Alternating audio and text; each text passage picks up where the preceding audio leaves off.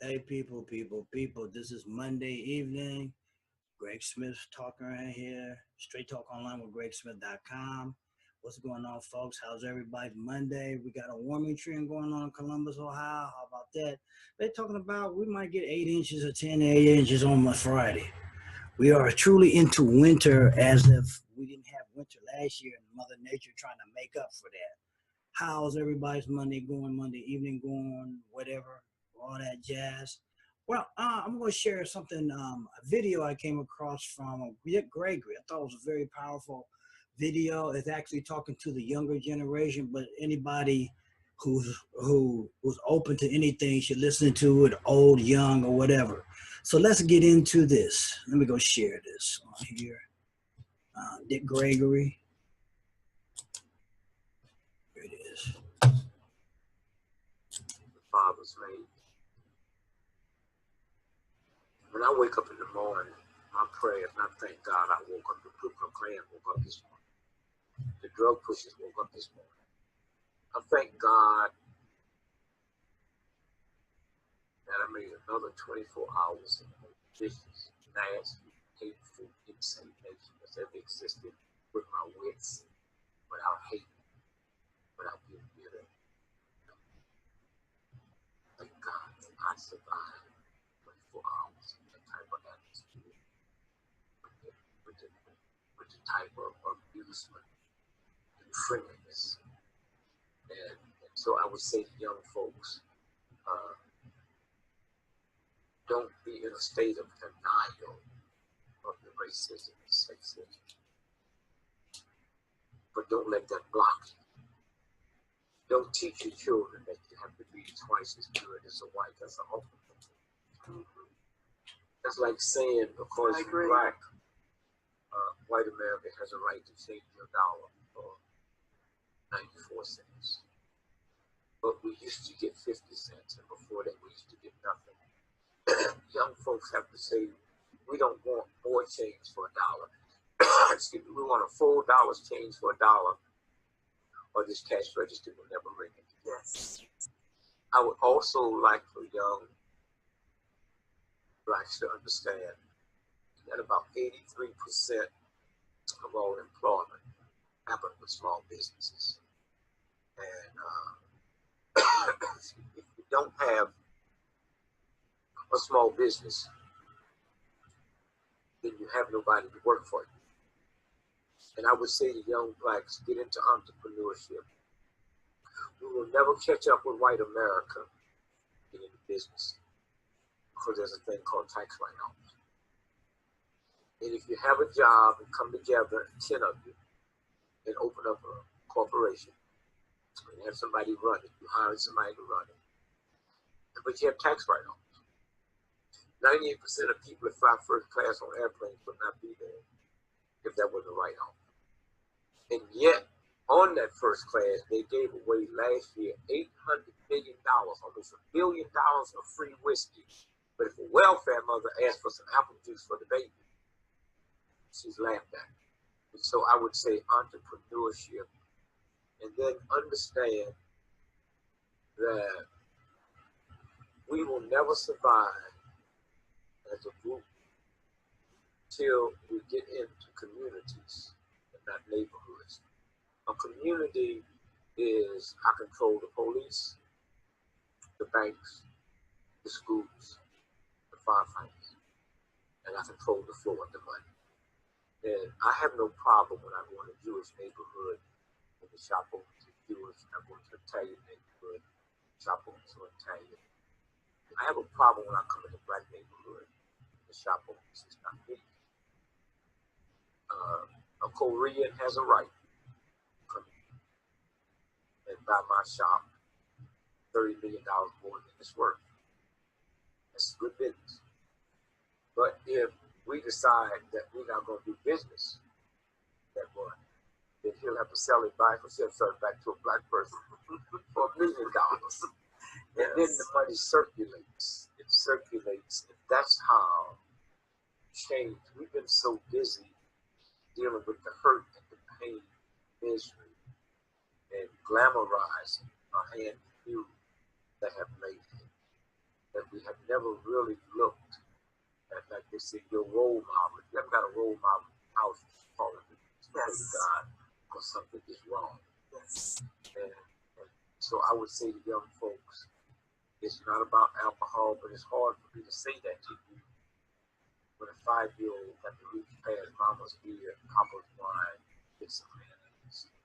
I would also say to young folks that the number one drug that will wipe you out is not cocaine, it's not heroin, it's marijuana. It deliberately make that a recreation drug, but it stays in the muscles, it stays in the blood, and it will wipe out your memory bank. And also, this is the first time in the history of TV that TV has always been known as poor folks. It's the first time that TV is not running rampant in the ghetto. It's running rampant middle income white America because it's the marijuana that they spread. That's no accident.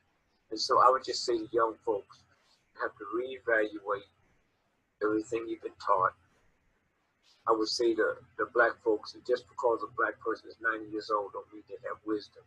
And you need to listen to him, because if he was dumb and stupid when he was 9, you dumb and stupid 90. That's very powerful. If you're stupid at 90, you were stupid. If you're stupid at 10, you're stupid at 90.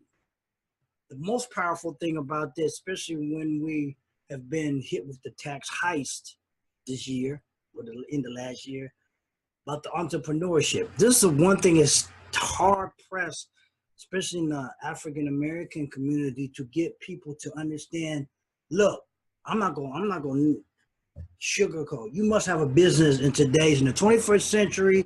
You must have a business, even though you may be working for a corporation. You to benefit from the tax heist that has implemented in this country in the last part of the last year, you have to have a business investments or something. So that means financial education, people. Don't get caught up in being lazy because you got a job 9 to 5 and then 401ks and all that other stuff. That's another topic I need to discuss. Don't get lazy with that. Those jobs are not something that benefits your family. They're not there for an inheritance for your family. You cannot pass your job to your kids. Tax write-offs. Anything you do with business is a tax write-off, people. You get mad because 45 said he didn't pay taxes. Well, he didn't pay taxes because he followed the rules of the tax laws that were implemented hundreds of years ago in this country. Understand that, okay? That's what business ownership allows you. Can't get mad because of that. And this is what I've been promoting my upcoming book, Why You're on the Wrong Side of the Balance Sheet, because I talk about those type of things, okay? You are on the wrong side of the balance sheet because you don't own a business, okay? Banks favor those who own businesses. The government favors those who own businesses, okay? Understand that. Don't get caught up in being a W-2 worker. It doesn't benefit you in the long run. Tax-wise, financial-wise, no-wise, okay? And that's what Gregory was saying, is trying to get that information out to you. Dr. Claude Anderson says the same thing about communities. You cannot control economics in the neighborhood. You can control economics in the community, which means businesses. Understand there's a difference between a community and a neighborhood. Neighborhood don't do nothing. That's just where people live at. Communities is where businesses are at. Businesses flow. You got shops, banks, restaurants, police force, and you get to control all those things through the economics of that community. That's why you got Little Haia, Little Tokyo, Little Haiti, Little, what's the other one? Or Little Haia, Cuba, you know, all these other ethnic groups, Little Italy, all these other ethnic groups, they control their economics of the community through their community, not their neighborhoods. A lot of times they may live in those communities too, okay? But understand that if you do not have a community, if you control your economics, you have no say-so on a lot of things. And this is what I've been trying to get African-American people to understand that even your Latinos have communities. They control somewhat of their economics, which means they have a real say-so in the voting process. But to get you to understand, Black people, African-American people, you want to know why they try to redistrict a lot of stuff in the vote. It's not the vote. Don't get it twisted. The vote only works through economic means. Okay, everybody's wondered the Black woman's vote that kept out that Roger Moore. If there was no economic means behind it, it wouldn't have happened. I don't know, but I'll guarantee you, without economic power behind those women, he would have got elected into the Senate. I'm telling you, people, as a community, Black people have to have a community of economics flowing, which controls your local politics, okay? Everybody says the political game starts local politics. Well, how do we control anything politically if we don't have no communities? We can't. We have no economic base to control or have a say-so. So understand all these things that Dr. Gregory was saying, because without that understanding, you're going to keep doing the same thing you did in 2016, 1960, up to 2018, 2019, 2020. Okay? It's not going to serve you anyway. You won't flourish. You won't move ahead. And a job, a job just over broke will not do that. Okay? With that being said, I hope you got value from what this video was about and what I'm saying and trying to help you. Look out for my book. You're on the wrong side of the balance sheet. It's coming out soon. With that being said, hope you got value. I'm me getting off here, signing off. Peace out. Take care, and we'll see you on the next video. Have a great rest of your evening. Take care.